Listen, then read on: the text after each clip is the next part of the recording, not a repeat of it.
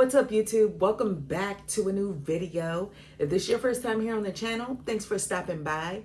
Definitely check out some of my other videos, and if you like what you see, go ahead and like, comment, and subscribe. I greatly appreciate it. Today I'm going to be sharing with you a monthly pickup video of sorts, recent gaming goodies. These are the things that I've picked up throughout May and June. So let's get to it. Let's start off with an accessory, and we got some hardware, and of course we'll jump into the games, right?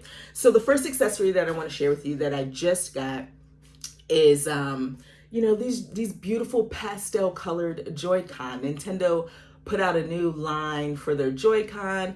These colors are so beautiful. I got the pastel purple and pastel green. They're just so, I don't know, they're pretty. They're so darn cute. I love them. I did a little short here on YouTube and yeah, just unboxing them. They're beautiful. There's another set. I think it's yellow in another color. I don't know. Eventually I'll get it down the line, but these were definitely my favorite colors out of that pastel line. Back in April, around, early April, around the time of my birthday, I had tweeted about portable emulators, like handheld emulators, right, that can play old games. And I ended up picking up one, which I love. It's the RG35XX. I believe that's the name of it. And I did a video dedicated to it here on YouTube, right? One of my friends on Twitter and here on YouTube, she's mad cool, love her, Ilia. She sent me a DM and she said she had a Retroid Pocket 2. This is the box. It came with everything. Such great condition. It's the indigo color. And she was like, hey, this thing is too complicated for me. I don't even really use it. Do you want it? And I was like, cool, send it my way. And it came in May, and it's pretty awesome. It is. Now I will say, this does play like NES, Super NES, what else? Like Game Boy, basically all the stuff that the RG35XX plays. But the cool thing about the Retroid Pocket 2 is the fact that it plays PSP games and it plays Dreamcast games as well. So I was able to download Parasite Eve, and I played a little bit of that, and that's really cool. So I'm going to dig into this way more. One thing that I don't like about the Retroid Pocket 2 is the interface. It's super clunky. There's a touch screen there. The interface is just really weird. Not a fan of the interface, and to be honest with you, it kind of makes it hard to do things. But Retroid makes some solid stuff. And I'm really pleased with this. I am. So like, as far as Dreamcast, we kind of missed out on the Dreamcast era, right? So it's going to be cool to try to see what Dreamcast games I can play, or that can play well on the Retroid Pocket too. This last piece of hardware was a surprise from my husband. Really wasn't expecting this. Back in May, as I mentioned, my son graduated from his master's program. The boy has a master's degree. Super proud of him. He rocks. And we went up there for his graduation. We were up there for several days. Now, prior to the graduation, we had, instead of us going to a hotel, we went ahead and booked an Airbnb because we had family, coming in.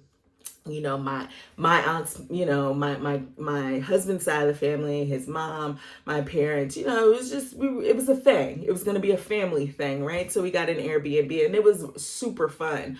Now I had the Legend of Zelda Tears of the Kingdom special or collector's edition pre-ordered, right? And prior to us going on that trip, I was like, I was just trying to be a responsible adult. And I was like, no, you know what? Let me cancel this pre-order, because I knew we invited people to come to this graduation, stay in this Airbnb. And I knew we were responsible since we, invited them. And I don't care, regardless, their family, but we invited them to come celebrate with us. So we knew that we were going to be spending a lot of money. People like to eat, people like to drink. Right? So me being responsible, I was like, you know what? Let me just get the standard edition of The Legend of Zelda. Cool. So I canceled my collector's edition pre-order. I was a little sad about it, but whatever. Life goes on.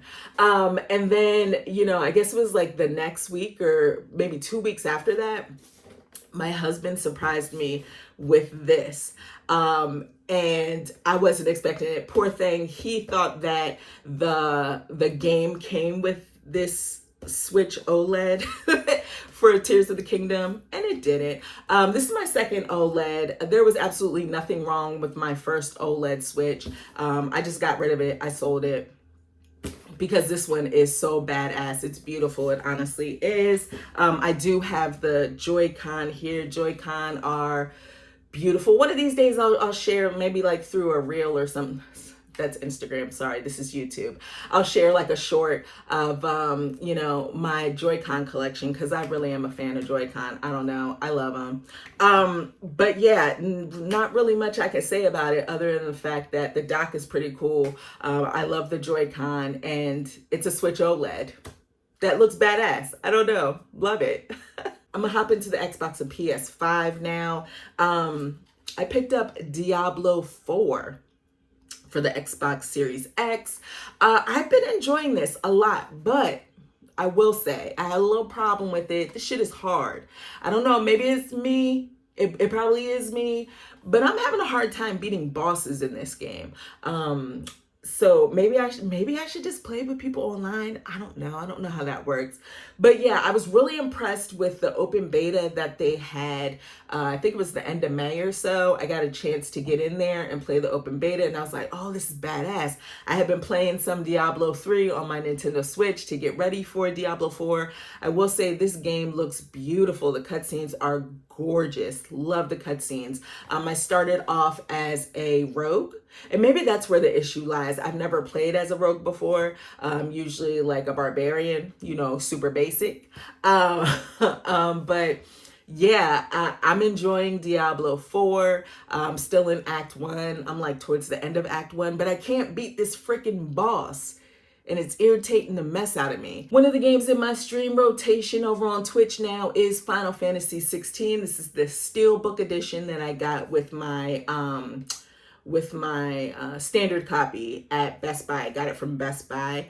I'm loving Final Fantasy 16. It's so funny, right? Because I played the demo. I think it was like Juneteenth weekend. I played the demo, and while I was streaming, I was like, wow, this so doesn't feel like Final Fantasy, but I love it, right? And I was like, I wonder if people that love Final Fantasy, like they're invested into the series, diehard Final Fantasy fans, how they feel about this game. Because it totally, I'm saying it doesn't feel like Final Fantasy. It doesn't, as far as like the combat goes and the speed of the combat and the gameplay.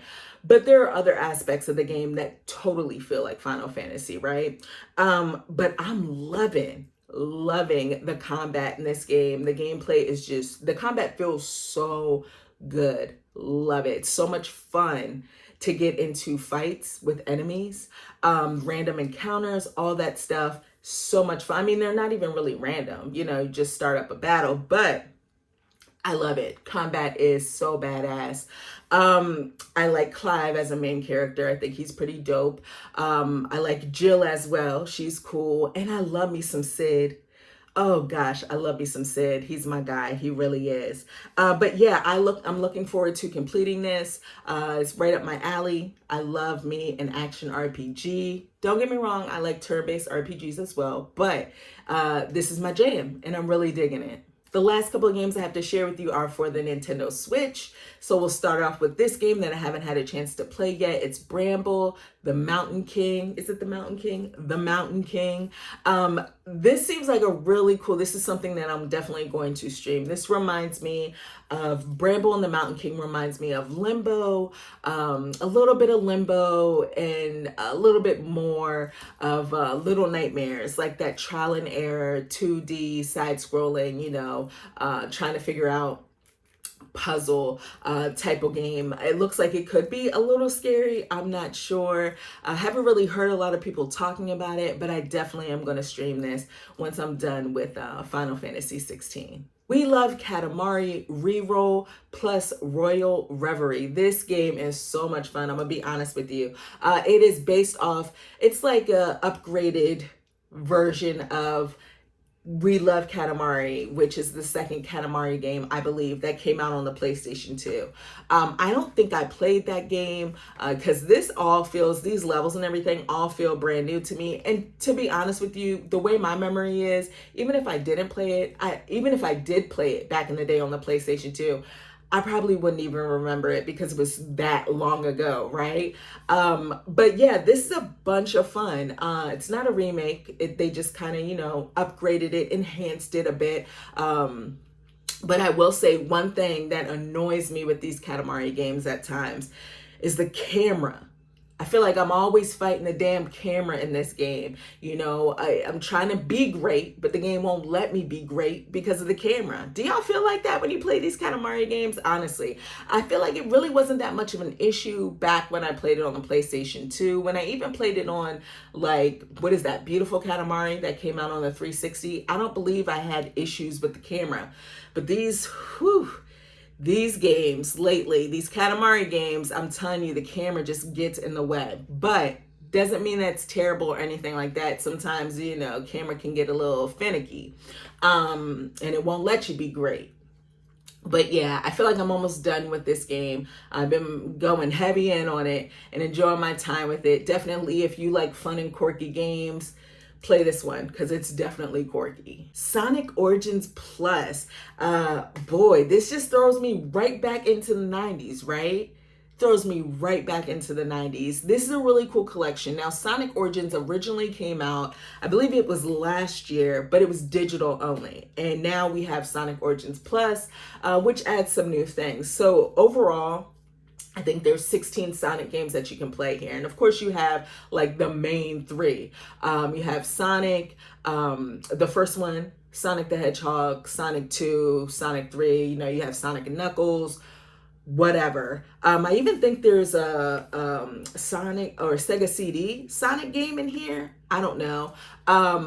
But you have that, and then, because I haven't gotten that far yet, I've only started playing the first Sonic the Hedgehog game, because I've never beaten I've only beaten, like, as far as retro Sonic games go, I think I've only beaten 2, and I don't think I've ever played Sonic 3. I don't remember it. But the cool thing about this collection though is the fact that it has the Game Gear Sonic games on it, which I think is pretty dope because I had a Game Gear back in the day, but I don't really remember playing a bunch of it just because I preferred the Game Boy. And the Game Gear was, it was so inconvenient. The thing was super heavy. All those damn batteries you had to throw, you had to throw in there. It looked great. It was beautiful. It was in color, but damn, ate up those batteries real quick. I just noticed that I'm sharing with you guys like almost remasters of games here, but I do have another one to share with you. Story of Seasons, A Wonderful Life, which is the box. Oh my gosh, Amazon, y'all gots to do better. Y'all gots to do better. The box came to me all dinged up. It's in terrible condition. It's in terrible shape. And I was going to go through the process of, sending it back, but I wanted to stream it. So I was like, you know what? I'll just keep the daggone box. But yeah, this is the premium edition, which comes with a plushie, and it comes with like a cloth, like wall scroll. A Wonderful Life originally came out for the GameCube back in the day. And it was Harvest Moon, A Wonderful Life. I streamed a good almost 3 hours of Story of Seasons, A Wonderful Life, last weekend, I believe. And boy, oh boy, it makes me appreciate modern day, like I don't know, it just makes me want like Stardew Valley. Maybe it's Stardew Valley's fault, I don't know, but this game feels archaic, right? It feels like a super old game. That's not to say that it's bad by any means, but just some of the modern things that we're used to, like in Stardew Valley, you ain't gonna find it here. You ain't gonna find it here. I was a little bit bored by the game, and I'm not gonna give up on it because I do want to I do want to get a little bit further into it. The one thing that I find annoying about Story of Seasons: A Wonderful Life is the fact that they, off the break, are pushing you into getting married. Like, they're telling you straight up, look, you need to get married within the first year that you're here on this farm. And I'm like, damn, is that what we're worried about? Are we worried about that? Because I'm gonna be honest, when I play these type of like farming sims, I like relationship building. That's cool, but that's not what I'm here for, right? I'm not here for that. I would rather, go do my dailies and do what I gotta do, make some money and have fun that way. And of course, build on relationships from there. But no, this game is like, no, you gonna go get married, or you need to go get married within the first year that you're here. And I'm like, well, what happens if I don't? I don't know. I guess I'm gonna see. This is such a random pickup for me, but I have been enjoying the mess out of this game. It's Super Mega Baseball 4. Oh, this is such a fun game. Real talk. Super Mega Baseball 4 is so much fun. I had bought Super Mega Baseball 3 digitally. Wow, a while ago. It was super cheap. It was on sale. And I started playing it, like, I think the end of May, beginning of June. Super Mega Baseball 3. Started playing it and was having so much fun with the game. And then I was out in Target. I was at Target with my husband and my son. He was home for the weekend. We went to Target and I was just browsing the video game section, and I saw this at Target and I was like, oh, they have a new Mega Baseball game out. Sign me up. I'm getting it. And I've really been enjoying my time with it. It's an arcade baseball game, but it's so goofy. The game does not take itself seriously at all, which I absolutely love about it. I am playing a franchise mode, and it's just so accessible, right? It's so easy to play. It's basic. If you know the rules of baseball, you're gonna be good with this, right? It's baseball, but it's goofy and fun. The characters are crazy. One thing that I love about Super Mega Baseball in general, especially this game, it allows you to customize your team, right? So I'm in the process of going in and like changing the names of these characters, putting my family into the baseball team. You can tweak stats, you have player development. It's a lot of fun. It looks crazy and silly, and that's because it is, but it really is deep. It's as deep as you want it to be. Now, it's not as deep as let's say an MLB The Show. I haven't played the newest MLB The Show, and I don't know if I will, but I know that I love me a good arcade sports game, and this right here hits. The last game I'm going to share with you is a game that I have been playing the hell out of. I know you guys have been too. It's The Legend of Zelda: Tears of the Kingdom. I really feel like I don't need to say much about this game. I honestly don't. You guys know this game is selling gangbusters, so I'm sure if you have a Switch and you're into Zelda, you know, right? I'm about 115 hours into the game, and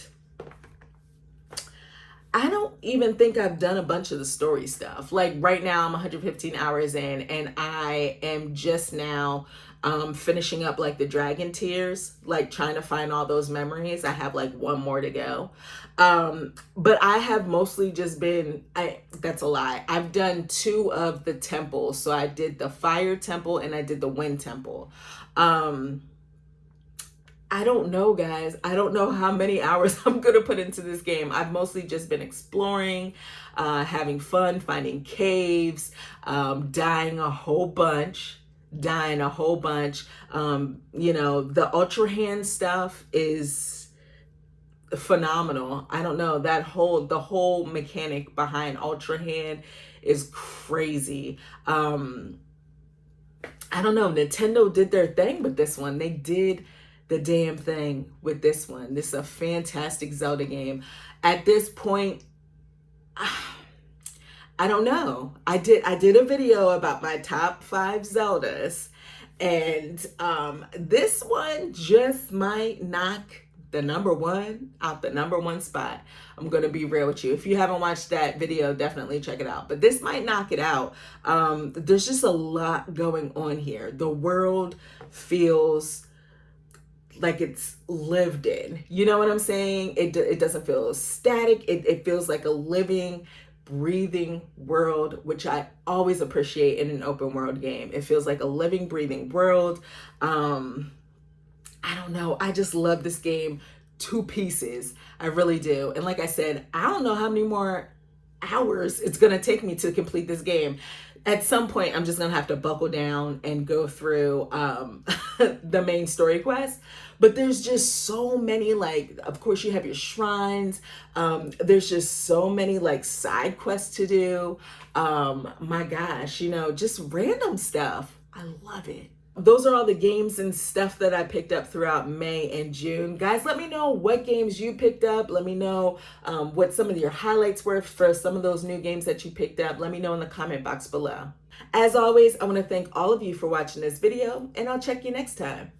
Peace.